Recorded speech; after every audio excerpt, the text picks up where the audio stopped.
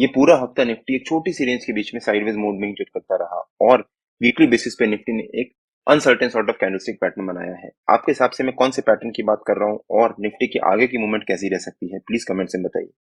इस वीडियो में मैं अपने व्यू शेयर करूंगा कि मेरे हिसाब से निफ्टी के अगले हफ्ते के लेवल्स और मूवमेंट कैसी रह सकती है, प्लस मैं कौन से पैटर्न की बात कर रहा हूँ और उसका सिग्निफिकेंस क्या है, और उसके बाद देखेंगे कि निफ्टी के कल के लेवल्स और मूवमेंट कैसी रह सकती है।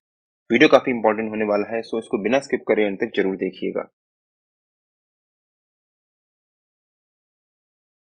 Hello friends, welcome to trade to spend. Nifty के वीकली एनालिसिस के एक और वीडियो में आपका स्वागत है। होप आपने हमारा पिछले हफ्ते का वीडियो देखा होगा जिसमें हमने अपने इस हफ्ते के लेवल शेयर किए। हमने क्लियरली मेंशन किया था कि हो सकता है निफ्टी में इस हफ्ते रिकवरी रहे या फिर निफ्टी एक छोटी सी रेंज के बीच में साइडवेज मूव में ट्रेड करता रहे और अपनी लेवल्स को सस्टेन करे। निफ्टी ने फ्राइडे को अपने डेली बेसिस के 50 ईएमए के लेवल को ब्रेक डाउन दिया था और उसके नीचे क्लोजिंग दी थी, जो निफ्टी के लिए नेगेटिव होता है। और वो कोई भी स्टॉक या इंडस्ट्री जिसको आप ट्रैक कर रहे हो, अगर अपने 50 ईएमए के लेवल को ब्रेक डाउन दे रहा है और बाकी सारे सिनेरियोज मीट कर रहे हैं, तो हो सकता है वहां से एक फॉल आए।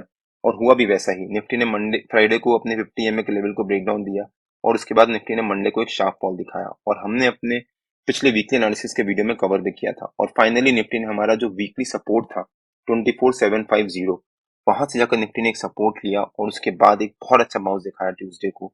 और फिर वेंसडे थर्सडे फ्राइडे निफ्टी अपने 50 ईएमए के लेवल के पास ही ट्रेड करता रहा और एक स्ट्रेंथ शो करता रहा, मतलब अपनी पोजीशन को सस्टेन कर रहा था। और हमने अपने पिछले वीकली एनालिसिस के वीडियो में कवर भी किया था कि निफ्टी ने मंडे और ट्यूसडे को एक इनसाइड कैंडलस्टिक पैटर्न बनाया है। इनसाइड कैंडलस्टिक पैटर्न के बारे में हमने अपने पिछले वीकली एनालिसिस के वीडियो में एक ब्रीफ में एक्सप्लेन भी किया है। अगर आपने मेरा पिछला वीकली एनालिसिस का वो वीडियो नहीं देखा है तो उसका लिंक मैंने डिस्क्रिप्शन में डाल दिया है और आपको ऊपर यहाँ पर आई बटन में मिल जाएगा। एक बार आप वो वीडियो जाकर जरूर देखिएगा। और अभी तक निफ्टी ने उस इनसाइड कैंडलस्टिक पैटर्न के रेंज को ब्रेकआउट नहीं दे पाया है। अब जिस डायरेक्शन में निफ्टी ब्रेकआउट देगा या फिर निफ्टी अगर ब्रेकडाउन देगा, उस डायरेक्शन में निफ्टी में एक शार्प मूवमेंट आएगी। और अभी तक निफ्टी डेली बेसिस पे 50 ईएमए के लेवल के अराउंड एक छोटी छोटी सी रेंज के बीच में ट्रेड कर रहा है। तो अगला हफ्ता निफ्टी के लिए काफी इंपॉर्टेंट हो जाता है। अगर आप ध्यान से देखो तो निफ्टी ने डेली बेसिस पे कुछ इंपॉर्टेंट पैटर्न्स बनाए हैं। यहाँ पर निफ्टी ने डेली बेसिस पे एक रेंज बना रहा है और निफ्टी अभी तक उस रेंज को ब्रेकआउट नहीं दे पाया है या फिर ब्रेकडाउन नहीं दे पाया है। प्लस निफ्टी अपने 50 ईएमए के लेवल से एक स्ट्रॉन्ग रेजिस्टेंस ले रहा है। अभी तक निफ्टी उसको ब्रेक करके उसके ऊपर सस्टेन नहीं कर पाया है। और निफ्टी ने वीकली डेली बेसिस पे यहाँ पर inverted flag sort of candlestick pattern बनाया है। इसके बारे में भी हमने अपने पिछले वीकली एनालिसिस के वीडियो में डिस्कस किया था। तो ये हफ्ता निफ्टी के लिए काफी इंपॉर्टेंट हो जाता है। अगर निफ्टी इस हफ्ते इस पैटर्न किसी भी पैटर्न को ब्रेक करके उसके ऊपर सस्टेन करता है या उसके नीचे सस्टेन करता है, तो निफ्टी ये तीनों पैटर्न ब्रेक करेगा। और जब निफ्टी इस पैटर्न को ब्रेक करेगा तो वहां पर हमारे को एक बहुत अच्छा मौका मिल सकता है बाइंग करने का। हो सकता है निफ्टी इस हफ्ते या फिर इस महीने अक्टूबर में ही 26,000 के लेवल दोबारा टच करे। जैसा मैंने शुरू में मेंशन किया कि निफ्टी ने वीकली बेसिस पे एक uncertain sort of candlestick pattern बनाया है। तो अगर हम निफ्टी के वीकली चार्ट पे आ जाते हैं, अगर आप ध्यान से देखो तो निफ्टी ने वीकली बेसिस पे यहाँ पर doji sort of candlestick pattern बनाया है। मतलब यहाँ पर बायर्स एंड सेलर्स आपस में फुल कंफ्यूज है कि मार्केट ऊपर जाएगी या नीचे जाएगी। उसके पहले यहाँ पर एक शार्प फॉल आ चुका है। एक ही हफ्ते में निफ्टी ने करीब 1000 से ज्यादा पॉइंट्स की फॉल दिखाई थी। एक ही हफ्ता यानी 4 सेशंस, बिकॉज 2 अक्टूबर को छुट्टी थी। उसके इतनी बड़ी फॉल दिखाने के बाद यहाँ पर निफ्टी वीकली बेसिस पे सस्टेन कर रहा है और बायर्स एंड सेलर्स आपस में कंफ्यूज हैं कि मार्केट ऊपर जाएगी या नीचे जाएगी। अब अगर निफ्टी अगले हफ्ते इस रेंज के ऊपर, जो हमारा इस हफ्ते का हाई है, उसके ऊपर सस्टेन करने में सक्सेसफुल हो जाता है, तो वो निफ्टी के लिए पॉजिटिव हो सकता है। और अगर निफ्टी ने इस रेंज का ब्रेकडाउन दिया और उसके नीचे सस्टेन किया, तो वो निफ्टी के लिए नेगेटिव भी हो सकता है। तो निफ्टी का हमारा इस हफ्ते का रेजिस्टेंस रह सकता है 25,240 के आसपास। और जो निफ्टी का हमारा पिछले हफ्ते का सपोर्ट था 24,700, वो निफ्टी का हमारा इस हफ्ते का सपोर्ट रह सकता है। तो हो सकता है निफ्टी इस हफ्ते 25,240 एज अ रेजिस्टेंस और 24,700 एज अ सपोर्ट, इसी रेंज के बीच में ट्रेड करे। मान लीजिए निफ्टी मंडे को एक पॉजिटिव मोमेंटम में ट्रेड करता है और हमारा जो ये रेजिस्टेंस है उसके ऊपर या उसके आसपास क्लोजिंग देता है, और ट्यूसडे को मंडे की क्लोजिंग के आसपास या फिर उसके हाई के आसपास क्लोजिंग देता है, तो हो सकता है निफ्टी में वेडनेसडे ऑनवर्ड्स एक बहुत अच्छी रिकवरी रहे। मेरे ख्याल से निफ्टी अब वापस ऊपर की तरफ जर्नी स्टार्ट कर सकता है, अगर ग्लोबली कोई नेगेटिव न्यूज ना आई तो। ग्लोबली मतलब अगर ईरान और इसराइल के बीच में जो वॉर चल रहा है, अगर उसकी प्रोसीडिंग्स या कुछ नेगेटिव डेवलपमेंट्स नहीं हुए या फिर किसी और कंट्री ने किसी और कंट्री को अटैक नहीं किया, तो अदरवाइज निफ्टी वापस अपनी ऊपर की जर्नी के लिए तैयार हो रहा है। 24,700 निफ्टी का इंपॉर्टेंट सपोर्ट है। यहाँ पर भी निफ्टी ने काफी टाइम सपोर्ट लिया था, उसके बाद वहां से एक बहुत अच्छा बाउंस दिखाया था। अगर निफ्टी उसको ब्रेक करके उसके नीचे सस्टेन करने में सक्सेसफुल हो जाता है, तो हो सकता है निफ्टी में फिर 24,000 तक एक शार्प फॉल आए। लेकिन निफ्टी किसी भी डायरेक्शन में ब्रेकआउट देगा, मान लीजिए निफ्टी हमारे रेजिस्टेंस के ऊपर 2 दिन लगातार सस्टेन करता है, तब निफ्टी में एक पॉजिटिव मोमेंटम रह सकता है। और सपोर्ट के नीचे अगर 2 दिन लगातार सस्टेन करता है, तब निफ्टी में एक नेगेटिव मोमेंटम रह सकता है। तो हमें 2 दिन के लिए वेट करना होगा। अगर निफ्टी ब्रेकआउट देता है तो हम ऊपर की तरफ कॉल बाय करेंगे, अगर निफ्टी ब्रेकडाउन देता है तो हम पुट सेल करेंगे, पुट बाय करेंगे। होप आपको आइडिया हुआ होगा कि निफ्टी के अगले हफ्ते के लेवल्स और मूवमेंट कैसी रह सकती है और मैं कौन से पैटर्न की बात कर रहा हूँ। अब अगर निफ्टी के 15 मिनट के चार्ट पे आ जाते हैं और देखते हैं कि निफ्टी के कल के लेवल्स और मूवमेंट कैसी रह सकती है।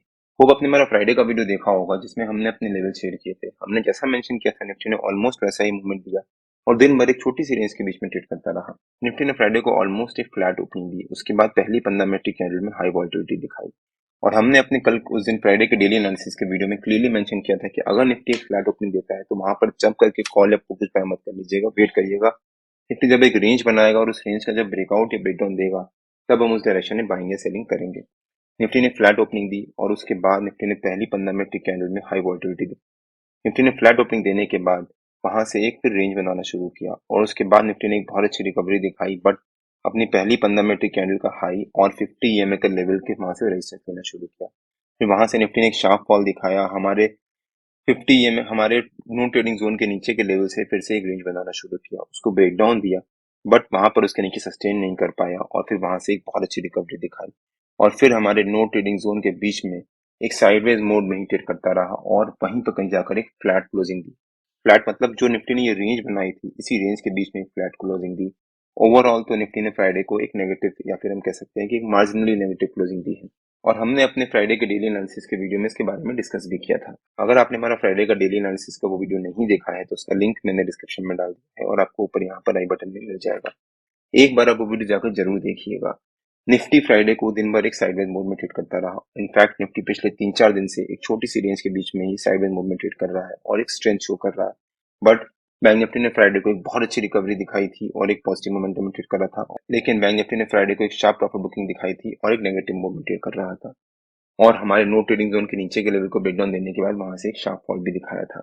निफ्टी और बैंक निफ्टी के नो ट्रेडिंग जोन्स में डेली बेसिस पे अपने यूट्यूब चैनल में शेयर करता रहता हूँ। अगर आपने मेरा यूट्यूब चैनल सब्सक्राइब नहीं किया है तो प्लीज सब्सक्राइब कर लीजिएगा और बेल आइकन जरूर हिट कर लीजिएगा सो दैट जब भी मैं अपना अगला वीडियो पोस्ट करूँ आपको नोटिफिकेशन आ जाए।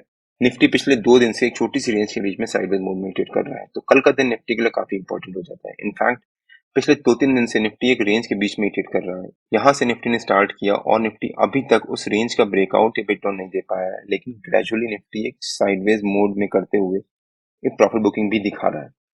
बट अगर आप डेली बेसिस पे या फिर वीकली बेसिस पे देखो, जैसा हमने अपने इस वीडियो में शुरू में डिस्कस भी किया, निफ्टी ने एक शार्प प्रॉफिट बुकिंग दिखाई है और अब अपनी पोजीशन को सस्टेन करने की कोशिश कर रहा है।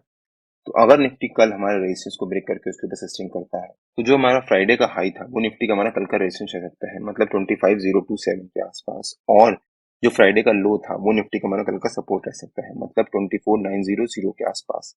हो सकता है निफ्टी कल 25027 एज ए रेजिस्टेंस और 24900 एज ए सपोर्ट इसी रेंज के बीच में ट्रेड करे। जो निफ्टी ने फ्राइडे को सेकंड हाफ में रेंज बनाई थी, अगर निफ्टी इसी रेंज के बीच में एक फ्लैट ओपनिंग देता है, अगर निफ्टी ने एक फ्लैट ओपनिंग दी तो वहां पर जंप करके कॉल अप कुछ टाइम मत कर लीजिएगा, बिकॉज निफ्टी पिछले 2-3 दिन से एक साइडवेज मोड में ट्रेड कर रहा है। अगर निफ्टी ने फ्लैट ओपनिंग दी, जितने भी यहाँ पर कॉल सेलर्स बैठे हैं या फिर यहाँ पर पुट सेलर्स बैठे हैं, उनको यहाँ पर प्रॉफिट हो रहा होगा। निफ्टी एक रेंज के बीच में ट्रेड कर रहा है, तो जब उनको प्रॉफिट हो रहा होगा तो अपना प्रॉफिट बुक करेंगे, बिकॉज अब किसी भी दिन निफ्टी में एक ब्लास्ट आ सकता है, ऊपर की तरफ या नीचे की तरफ। अगर निफ्टी एक फ्लैट ओपनिंग देगा तो वहां पर वो अपने प्रॉफिट बुक करेंगे, जिस वजह से निफ्टी में ऊपर नीचे करके एक साइडवेज मूवमेंट रह सकती है और हो सकता है फिर 10 साढ़े 10 बजे तक निफ्टी एक छोटी सी रेंज के बीच में ट्रेड करे। अगर निफ्टी ने 10 साढ़े 10 बजे के बाद उस रेंज का ब्रेकआउट दिया और हमारे रेजिस्टेंस के पास आया तो हो सकता है निफ्टी वहां पर भी एक छोटी सी रेंज बनाए, आधा घंटा या फिर 15-20 मिनट, और उसके बाद जब निफ्टी उस रेंज का ब्रेकआउट देगा तब हम यहाँ पर जाकर कॉल बाइंग करेंगे। अगर निफ्टी ने उसके बाद उस रेंज का ब्रेकआउट दिया तब निफ्टी में एक sharp profit booking short covering आ सकती है और हो सकता है फिर निफ्टी में एक बहुत अच्छी रैली आए। अगर निफ्टी ने हमारे रेजिस्टेंस को ब्रेक करके उसके ऊपर सस्टेन किया तो हो सकता है निफ्टी 25175 तक एक शार्प जंप दिखाए, जो निफ्टी का 200 ईएमए का लेवल भी है 15 मिनट के चार्ट पे। लेकिन अगर निफ्टी ने एक फ्लैट ओपनिंग दी, एक रेंज बनाई, तो हो सकता है निफ्टी फॉल दिखाए और हमारे सपोर्ट तक आए, यहाँ पर फिर से निफ्टी एक रेंज बनाना शुरू करे। अगर निफ्टी ने फ्लैट ओपनिंग देने के बाद एक रेंज बनाई, फिर एक फॉल दिखाया और हमारे सपोर्ट के पास फिर से एक रेंज बनाना शुरू कर दिया, तो हो सकता है निफ्टी में यहाँ से रिकवरी भी आए। अगर निफ्टी हमारे सपोर्ट के ऊपर एक रेंज बना रहा होगा तो हम यहाँ पर जाकर कॉल बाय कर सकते हैं with this support as a stop loss. हो सकता है फिर निफ्टी वहां से एक रिकवरी ले। यहाँ पर निफ्टी ने पहले भी एक स्ट्रॉन्ग सपोर्ट लिया था और एक बहुत अच्छा बाउंस दिखाया था। प्लस 24,900 एक साइकोलॉजिकल लेवल भी है या फिर एक राउंड फिगर जैसा लेवल भी है, तो वहां पर भी निफ्टी में एक स्ट्रॉन्ग सपोर्ट बन सकता है। लेकिन अगर निफ्टी ने सपोर्ट को ब्रेक करा, उसके नीचे सस्टेन किया, तो निफ्टी में एक शार्प फॉल भी आ सकता है। लेकिन अगर निफ्टी ने हमारे सपोर्ट के पास या उसके नीचे गैप डाउन ओपनिंग दी, अगर निफ्टी ने गैप डाउन ओपनिंग दी, तो 24,900 निफ्टी का एक इंपॉर्टेंट सपोर्ट का काम करेगा। अगर निफ्टी ने गैप डाउन ओपनिंग दी और वहां पर सस्टेन कर रहा है आधा घंटा, तब हम यहाँ पर जाकर फिर से कॉल बाय कर सकते हैं with this support 24,900 as a stop loss. हो सकता है उसके बाद निफ्टी में रिकवरी आए। लेकिन अगर निफ्टी ने 24,900 के नीचे एक गैप डाउन ओपनिंग दी और यहाँ पर सस्टेन कर गया, हम यहाँ पर वेट करेंगे आधा घंटा। अगर निफ्टी ने वहां पर पौने 10 बजे तक सस्टेन कर गया और उसके बाद जरा सी भी वीकनेस दिखाई, मतलब निफ्टी के जो हैवी वेट्स हैं अगर वो भी नेगेटिव मोड में ट्रेड कर रहे होंगे, तब हम यहाँ पर जाकर पुट बाय कर सकते हैं विद दिस सपोर्ट या फिर resistance as a stop loss. हो सकता है उसके बाद निफ्टी में एक शार्प फॉल भी आए। लेकिन अगर निफ्टी ने हमारे रेजिस्टेंस के पास या उसके ऊपर एक गैप अप ओपनिंग, अगर निफ्टी ने हमारे रेजिस्टेंस के पास या उसके ऊपर एक गैप अप ओपनिंग दी, तो निफ्टी अपने 50 ईएमए के लेवल के ऊपर सस्टेन कर रहा होगा। अगर निफ्टी अपने 50 ईएमए के लेवल के ऊपर सस्टेन कर रहा होगा तो वहां पर आधा घंटा सस्टेन कर जाता है, तो हम 50 ईएमए को स्टॉप लॉस मान के वहां पर कॉल भी बाय कर सकते हैं। बट अगर निफ्टी हमारे रेजिस्टेंस के पास ही ट्रेड कर रहा होगा, तो हम यहाँ पर वेट करेंगे हमारे रेजिस्टेंस को ब्रेक करने का और उसके ऊपर सस्टेन करने का। अगर निफ्टी ने वहां पर सस्टेन कर गया, तो हो सकता है निफ्टी में एक अच्छी शार्प शॉर्ट कवरिंग आए, बिकॉज जितने भी यहाँ पर कॉल सेलर्स बैठे होंगे 25,100 25,200 के आसपास, वहां पर वो पैनिक सिचुएशन में आ जाएंगे, जिस वजह से निफ्टी में एक शार्प शॉर्ट कवरिंग आ सकती है। निफ्टी और बैंक निफ्टी के जो भी लेवल्स होते हैं वो रेगुलर बेसिस पे मैं अपने फ्री टेलीग्राम चैनल में पोस्ट करता रहता हूँ। अगर आपने मेरा फ्री टेलीग्राम चैनल ज्वाइन नहीं किया है तो उसका लिंक मैंने डिस्क्रिप्शन में डाल दिया है, और आप मेरे को टेलीग्राम में ट्रेड टू स्पेंड नाम से सर्च मार्केट ज्वाइन कर सकते हैं। अगर आपको वीडियो अच्छा लगा हो तो please like share and subscribe और बेल आइकन जरूर हिट कर लीजिएगा, सो दैट जब भी मैं अपना अगला वीडियो पोस्ट करूँ आपको नोटिफिकेशन आ जाए। कल मार्केट में मिलते हैं। टिल देन जय श्री राम एंड जय हिंद।